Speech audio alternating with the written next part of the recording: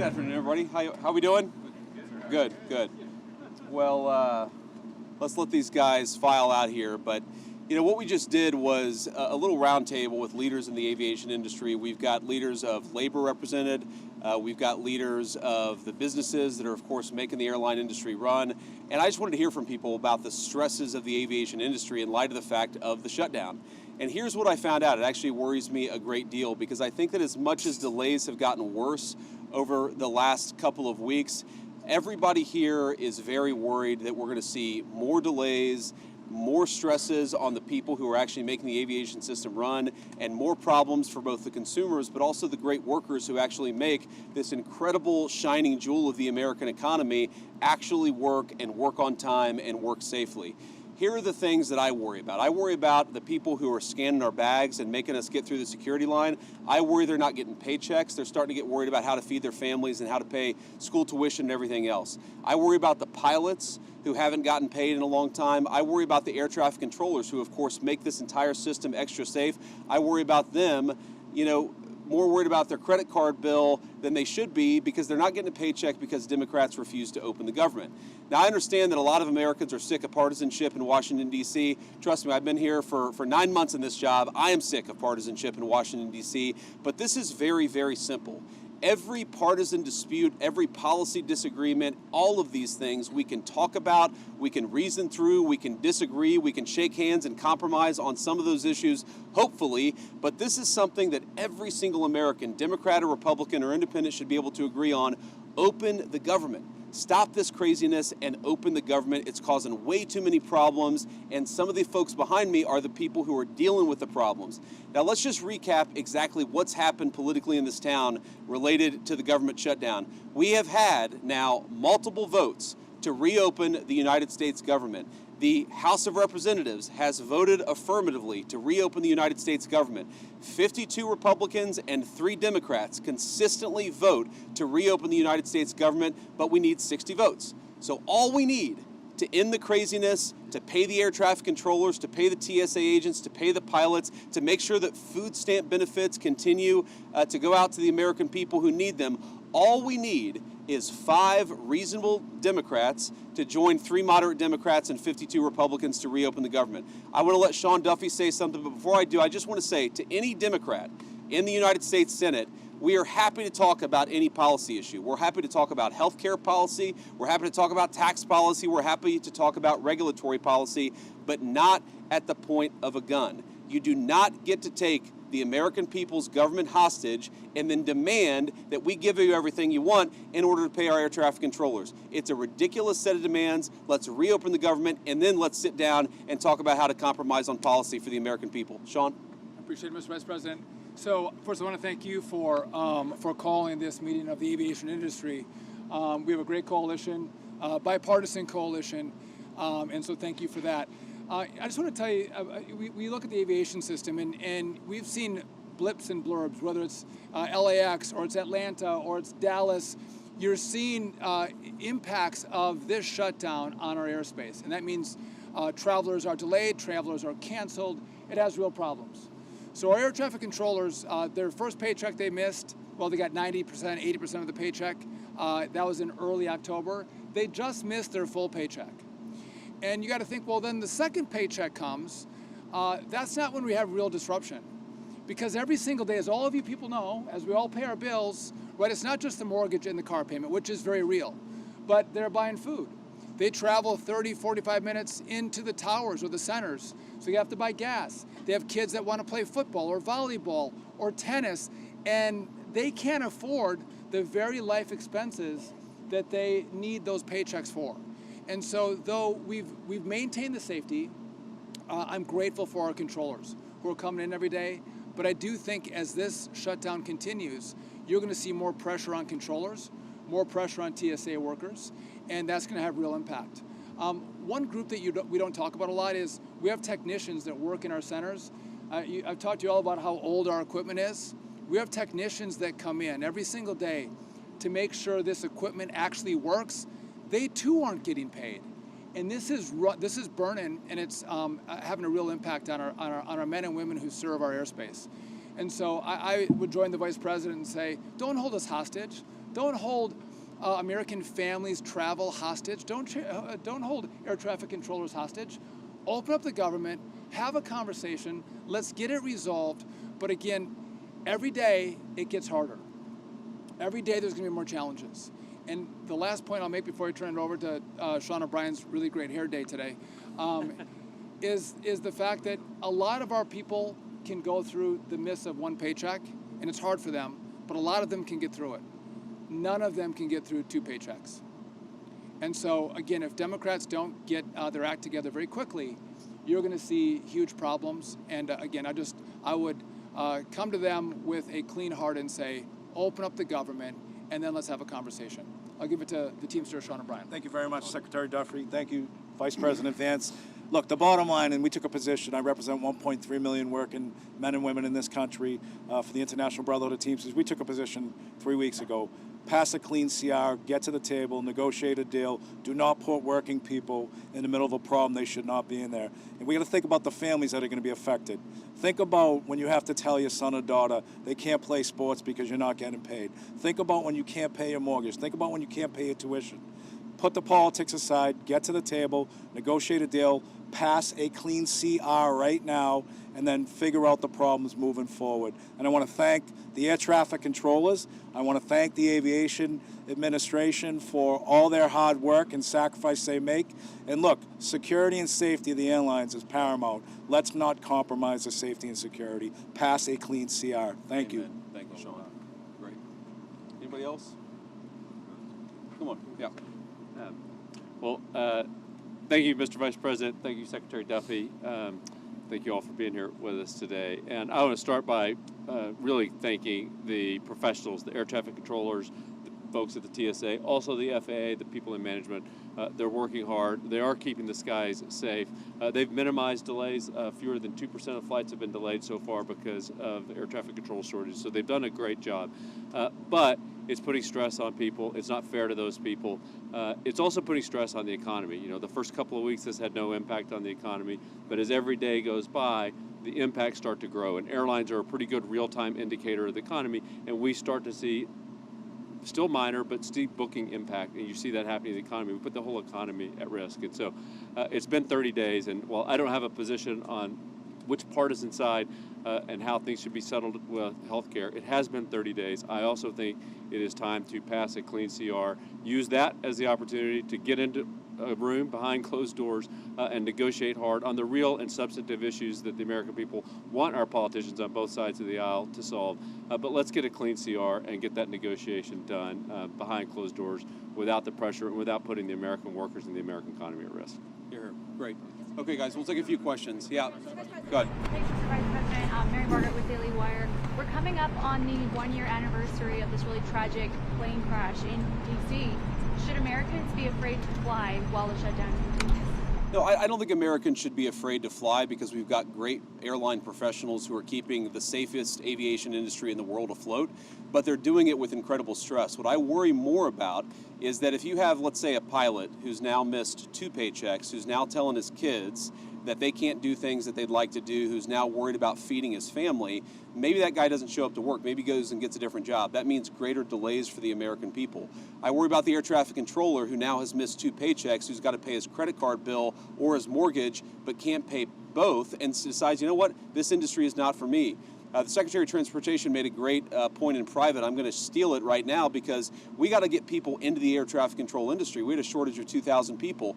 How many of those people look to the future, see that congressional Democrats can't get their act together and say, you know what, we're not going to join air traffic controlling at all, which is going to further extend the delays. I think that we have a safe system because these guys are doing heroic things in the midst of this terrible shutdown, but why do we ask them to do so much without getting paid? Why don't we pay them so that they can be happy, they can do the best job they can do, and they're not worried about feeding their families while they're doing a very important job for all of us? Mr. President, could you let us know your understanding of the President's comments that he wants to resume nuclear testing after more than 30 years? Does he mean the warheads themselves, the distribution, the missiles, and so forth? What's your understanding of his intention? Well, look, I'll answer that very briefly, but I really do want to focus on the shutdown that is affecting the American people. I think the president's truth speaks for itself. We have a big arsenal, obviously. The Russians have a large nuclear arsenal. The Chinese have a large nuclear arsenal. Sometimes you've got to test it to make sure that it's functioning and working properly. We've been working very closely, even with nations that we don't have the best relations with, to try to limit nuclear proliferation. The president's going to keep on working on that, but it's an important part of American national security to make sure that this nuclear arsenal we have actually functions properly, and that's part of a testing regime. To be clear, we know that it does work properly, but you got to keep on top of it over time, and the president just wants to make sure that we do that. Kelly Meyer with News Nation, and my dad was a pilot, so thank you for what you're doing to keep this guy safe. I wanted to ask you, I know you said you're going to talk with folks on Capitol Hill after they open the government back up. If this keeps going on, would you consider getting everyone together like you did before the shutdown here at the White House to talk? And just quickly on nuclear, does the new testing make the world less safe? So I'm not going to answer. I've answered all the questions about nuclear testing that I'm going to answer. I want to talk about the government shutdown here, and I'd like to focus the questions there.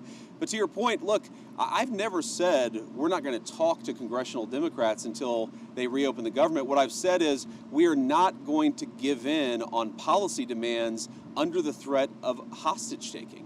I mean, if any moderate Democrat or any Democrat period from the United States Senate wants to come over, they're welcome to walk into these doors in an hour. I'm happy to talk to them about how to end the government shutdown, but it's actually very simple because there's a clean CR, as you heard from everybody, that would reopen the government. What we're also saying is that we're not going to allow anybody, Democrat or Republican, to effectively threaten any policy demand and to place that upon reopening the government. You don't reward hostage taking. If Democrats want to talk about healthcare policy, let's talk about healthcare policy. If they want to talk about tax policy, let's talk about tax policy. They don't get to come in here and say, you give us everything we want, or we're going to shut down the government and not pay our pilots and not pay our air traffic controllers. It's ridiculous, disgraceful, irresponsible behavior. There have got to be 5 more moderate Democrats in this entire city who are willing to work with us to reopen the government.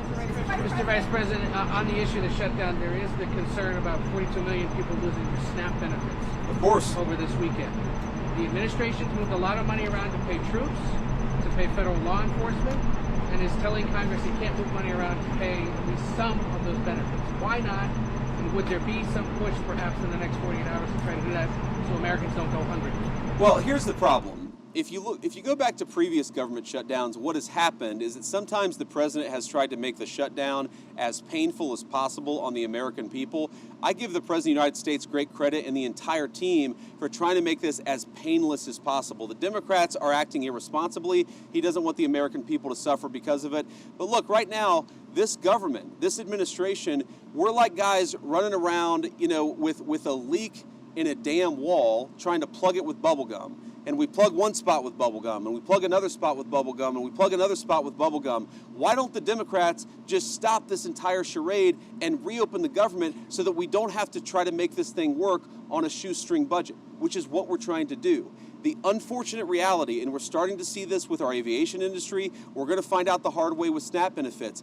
The American people are already suffering, and the suffering is going to get a lot worse. Not because the President of the United States has failed to make the shutdown painless. He's tried to do everything that he can to make it as unpainless as possible. The reason that pain is coming and the reason it's building is because we're not passing the clean bill to reopen the government. It's a very easy thing to do. So you're not... Thank you, Mr. Vice President. I'm Monica Page with Frontlines Turning Point USA. On the government shutdown, of course, we're approaching Thanksgiving, we're approaching the holidays. What could travel look like, if the Democrats don't open the government in time? So I'm going to let our great Secretary of Transportation answer this question. Look, it could be a disaster. It really could be. Because at that point, you're talking about people have missed 3 paychecks. They've missed 4 paychecks. How many of them are not going to show up for work? You take the TSA lines that are already too long, even right now, and say half of those people don't show up for work, not because they're not hard workers or good people, but because they've got to find a different job to feed their families. What happens when The security lines are not an hour long, but they're 4 hours long. What happens when pilots start not showing up for work because they're so focused on paying the bills, they can't fly the plane safely? That's going to lead to massive delays. We want people to be able to get home for Thanksgiving. We want people to be able to travel for business, to make this entire engine of commerce work. We want the aviation industry to work. It's not going to work unless the Democrats reopen the government. These guys are doing heroic things to make it work as well as it possibly can, but every single person that I talk to a word, they are worried that the delays are going to reach a point where it makes it very, very hard for the American people to fly. Sean? So listen, to answer your question, our traffic will be snarled, right? It'll be a disaster in aviation. And just, I'm going to steal, you stole my point, I'll steal one from Scott Kirby from United. October is a slower air travel month, and we have great weather in October. And so you've seen minimal disruption because of good weather and slower travel. But as we go into November, travel picks up as people start to look at going to see their families. Kids come home from college. And if you don't have air traffic controllers who are being paid, they may want to stay on the job, but they cannot. They're going to have to go take a second job, and you're going to have mass issues throughout the airspace. People will not be able to go from one place to the other because of the government shutdown, and I hope Democrats don't take it to that point. Great. Yeah. Alex Brachet from ABC News. I'm curious, as we move into this holiday travel season, is the administration working on a plan to keep airports running smoothly? The other thing that I wanted to ask you is we got 20 million Americans who are set to see their health care premiums skyrocket with those ACA tax credits expiring. Curious your response there. Is the administration working on a plan to expand them? Why don't you take the question about what we're trying to do to try to limit the effects of the shutdown on aviation? I think Sean is a great person to address that, and then I'll address the health insurance premium question. Yeah, so we're working closely with NATCA, our air traffic controllers union, our technicians who work to keep the equipment safe and operational. I know Christy's working with TSA, so we are doing all we can to partner with and talk to our government employees who make this system run smoothly. But we can only ask so much. And I, as a guy who had a lot of kids and didn't make a lot of money early in my life, I know the pressure that these families are under. And by the way, think when these families go home, the fights that are had over the fact that you don't have money for basketball this season. The family strife that happens because they don't have money coming in the door is very, very real. So we are doing all we can to work with our partners to keep things running smoothly. But in the end, we can only go so far.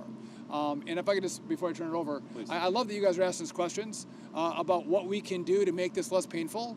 There's an easy, painless solution. Pass a clean CR. And by the way, I think you all, I was part of some shutdowns myself in Congress, and the tone of the press corps is very, very different in this one. You were rabid against Republicans who voted not to open the government up, and it seems like everyone is so docile. And so, what is the president going to do to alleviate the pain? I'm out of the mall. Anyone can go see the World War II Museum. They can all go see the Vietnam Memorial. Again, we didn't close those down. This administration is doing everything they can to alleviate the pain on the American people. Go back to Barack Obama. He did everything he could to shut down parks and memorials across this city. And so, again, it's an easy answer. Go ask the Democrats that question. Say, what are you going to do to make sure that people get SNAP benefits this Saturday? Or they have health care assistance for their Obamacare? What are you going to do? Because we're doing everything we can on our end, but there's not much more we can do because the rules of the road by which we have to play. And so, again, I'm grateful for this team because they care about the American people. I just wonder, do the Democrats care the way we do? And if they do, open it up, sit down, and negotiate. Hear, hear. That's a great point. I want to answer the question about health insurance premiums because, look, we don't want the American people's health insurance premiums to go up. We're very worried about this. The president's been talking about this since before we even took office, that we're inheriting a healthcare system that has suffered some real problems under the Biden administration. Because of that, you're seeing health insurance premiums skyrocket. Now, here is our very simple proposal to the Democrats. Let's sit down and come to a compromise and work it out. And you know what the Democrats' response to that is? Give us everything we want, or we're going to shut down the government and keep it shut down. That is not reasonable behavior. That's not how you do compromise in this town. That is the way that the Democrats have operated. They are trying to take a hostage, and we can't reward that behavior. If we do that, If we say yes, of course, we'll give you everything that you want if you reopen the government, you know what's going to happen? In 3 months, they're going to come back to the administration and they're again going to say, we're going to shut down the aviation industry. We're going to deny people SNAP benefits unless you give us exactly what you want. That's how a child behaves. That is not how a responsible governing party behaves in the United States of America. And let me make one final point, and then we'll cut out of this press conference. Look, I've been a little bit unfair, and I want to correct this, because when I say the Democrats have shut down the government, it's actually the far left side of the Democratic Party, because to their great credit, 3 moderate Democrats joined 52 Senate Republicans to vote to reopen the government. We need 5 more reasonable Democrats to put the American people first and reopen the government. That's all that we're asking. Let's talk about health care policy. Let's make sure that we ensure that Americans' health insurance premiums don't go up. We want that, and we're willing to work with people for it, but they've got to reopen the government first. Sean came from a background not that dissimilar from mine. Sean O'Brien came from a background not that dissimilar from mine. There are moms and dads who are fighting right now because they're worried about not being able to pay the credit card bill and the mortgage bill. There are parents who have to look their kids in the eye and say, you know what, we're not going to do football this year. We're not going to do basketball this year because I can't pay for it because the federal government is shut down and I'm not getting a paycheck. Do we want those people who keep the aviation system running to not be able to feed their families, to not be able to pay for some of the things that make life worth living? The answer to that question is absolutely. We want them to be able to afford a good life. The only way for that to happen is to reopen the government. It'll be good for those who fly. It'll be good for those who work in the aviation industry. It'll be good for the whole country. Just do the common sense thing, Democrats. Reopen the government. We need 5 Senate Democrats to join us. I hope that they will. Thank you, guys.